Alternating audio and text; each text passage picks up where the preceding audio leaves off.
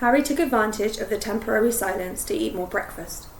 Hermione was peering into Fred and George's boxes, though every now and then she cast sideways looks at Harry. Ron, who was now helping himself to Harry's toast, was still gazing dreamily at the door. "What's this?" Hermione asked eventually, holding up what looked like a small telescope. "Dunno," said Ron, "but if Fred and George have left it here, it's probably not ready for the joke shop yet, so be careful." "Your mum said the shop's going well," said Harry. "Said Fred and George have got a real flair for business." "That's an understatement," said Ron. "They're raking in the galleons. I can't wait to see the place. We haven't been to Diagon Alley yet, because Mum says Dad's got to be there for extra security, and he's been really busy at work, but it sounds excellent." "And what about Percy?" asked Harry. The third eldest Weasley brother had fallen out with the rest of the family. "Is he talking to your mum and dad again?" "Nope," said Ron. "But he knows your dad was right all along now about Voldemort being back." "Dumbledore says people find it far easier to forgive others for being wrong than being right," said Hermione. "I heard him telling your mum, Ron." "Sounds like the sort of mental thing Dumbledore would say," said Ron. "He's going to be giving me private lessons this year," said Harry conversationally. Ron choked on his bit of toast, and Hermione gasped. "You kept that quiet," said Ron. "I only just remembered," said Harry honestly. "He told me last night, in your broom shed." "Blimey! Private lessons with Dumbledore," said Ron, looking impressed. "I wonder why he's—" His voice tailed away. Harry saw him and Hermione exchange looks. Harry laid down his knife and fork, his heart beating rather fast, considering that all he was doing was sitting in bed. Dumbledore had said to do it. Why not now? He fixed his eyes on his fork, which was gleaming in the sunlight streaming onto his lap, and said, "I don't know exactly why he's going to be giving me lessons, but I think it must be because of the prophecy." Neither Ron nor Hermione spoke. Harry had the impression that both had frozen. He continued, still speaking to his fork. "You know, the one they were trying to steal at the Ministry." "Nobody knows what it said, though," said Hermione quickly. "It got smashed." "Although the prophet says," began Ron, but Hermione said, "Shh." "The prophets got it right," said Harry, looking up at them both with great effort. Hermione seemed frightened, and Ron amazed. "That glass ball that smashed wasn't the only record of the prophecy. I heard the whole thing in Dumbledore's office. He was the one the prophecy was made to, so he could tell me. From what it said," Harry took a deep breath, "it looks like I'm the one who's got to finish off Voldemort. At least it said neither of us could live while the other survives." The three of them gazed at each other in silence for a moment. There was a loud bang, and Hermione vanished behind a puff of black smoke. "Hermione!" shouted Harry and Ron. The breakfast tray slid to the floor with a crash. Hermione emerged, coughing, out of the smoke, clutching the telescope and sporting a brilliantly purple-black eye. "I squeezed it and it punched me," she gasped. And sure enough, they now saw a tiny fist on a long spring protruding from the end of the telescope. "Don't worry," said Ron, who was plainly trying not to laugh. "Mum'll fix that. She's good at healing minor injuries." "Oh, well, never mind that now," said Hermione hastily. "Harry, oh, Harry." She sat down on the edge of his bed again. "We wondered, after we got back from the Ministry, obviously we didn't want to say anything to you, but from what Lucius Malfoy said about the prophecy, how it was about you and Voldemort, well, we thought it might be something like this." "Oh, Harry." She stared at him, then whispered, "Are you scared?" "Not as much as I was," said Harry. "When I first heard it, I was, but now it seems as though I always knew I'd have to face him in the end." "When we heard Dumbledore was collecting you in person, we thought he might be telling you something, or showing you something, to do with the prophecy," said Ron eagerly. "And we were kind of right, weren't we? He wouldn't be giving you lessons if he thought you were a goner. Wouldn't waste his time. He must think you've got a chance." "That's true," said Hermione. "I wonder what he'll teach you, Harry. Really advanced defensive magic, probably. Powerful counter-curses, anti-jinxes." Harry did not really listen. A warmth was spreading through him that had nothing to do with the sunlight. A tight obstruction in his chest seemed to be dissolving. He knew that Ron and Hermione were more shocked than they were letting on, but the mere fact that they were still there, on either side of him, speaking bracing words of comfort, not shrinking from him as though he were contaminated or dangerous, was worth more than he could ever tell them.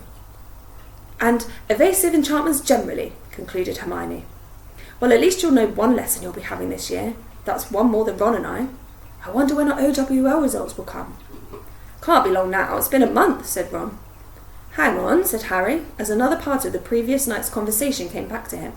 I think Dumbledore said our OWL results would be arriving today.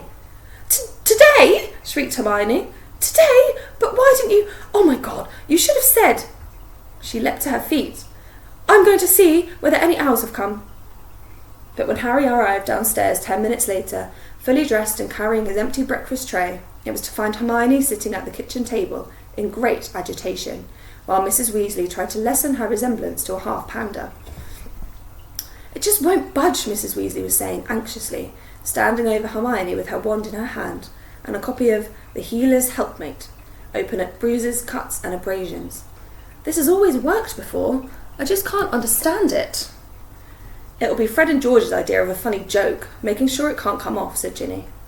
But it's got to come off, squeaked Hermione. I can't go around looking like this forever. You won't, dear. We'll find an antidote, don't worry, said Mrs. Weasley soothingly. Bill told me Fred and George are very amusing, said Fleur, smiling serenely. Yes, I can hardly breathe for laughing, snapped Hermione. She jumped up and started walking round and round the kitchen, twisting her fingers together. Mrs. Weasley, you're quite sure no owls have arrived this morning? Yes, dear, I'd have noticed, said Mrs. Weasley patiently. But it's barely 9. There's still plenty of time. I know I messed up ancient runes, muttered Hermione feverishly. I definitely made at least one serious mistranslation. And the Defence Against the Dark Arts practical was no good at all. I thought Transfiguration went all right at the time, but looking back... Hermione, will you shut up? You're not the only one who's nervous, barked Ron. And when you've got your 10 outstanding OWLs... Don't, said Hermione, flapping her hands hysterically. I know I failed everything.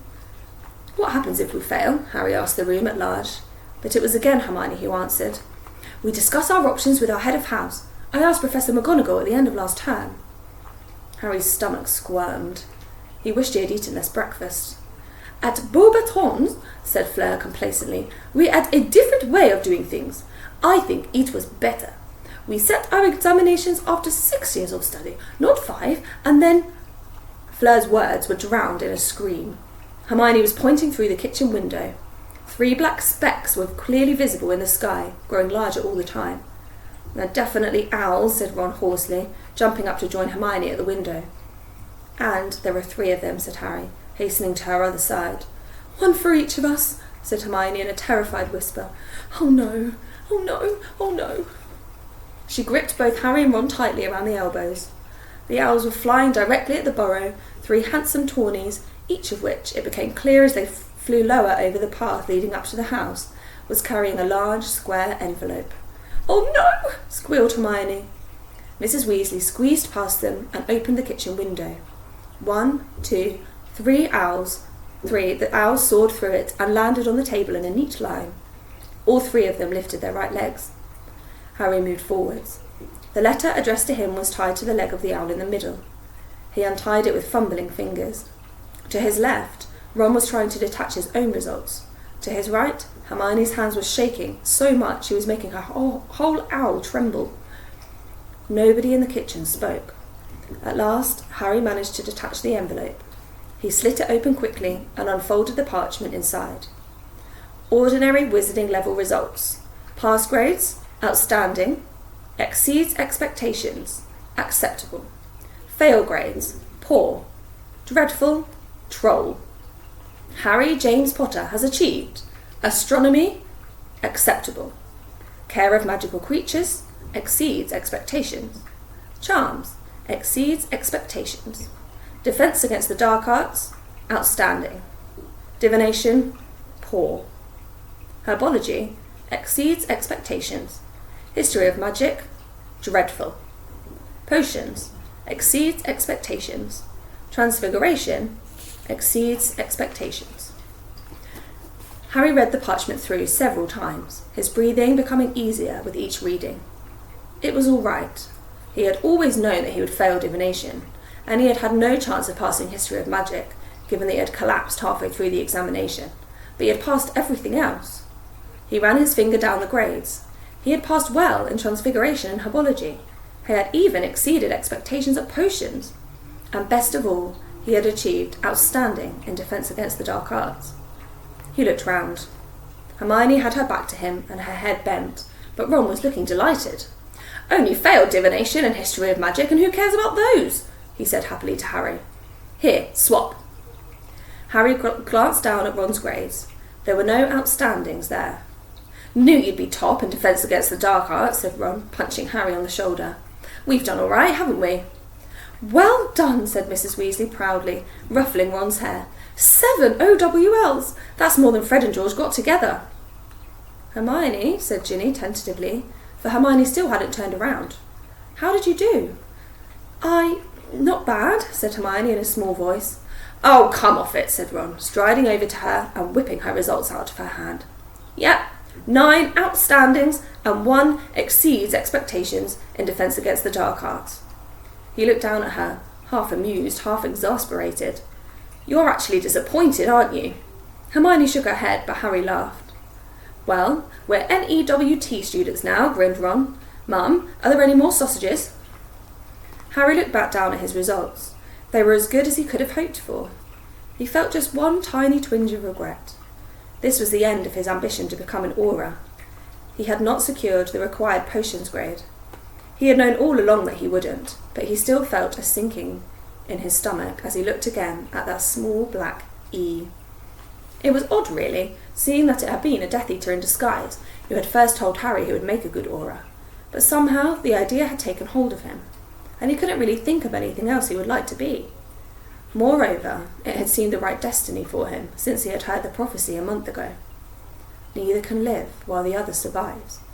Wouldn't he be living up to the prophecy and giving himself the best chance of survival if he joined those highly trained wizards whose job it was to find and kill Voldemort?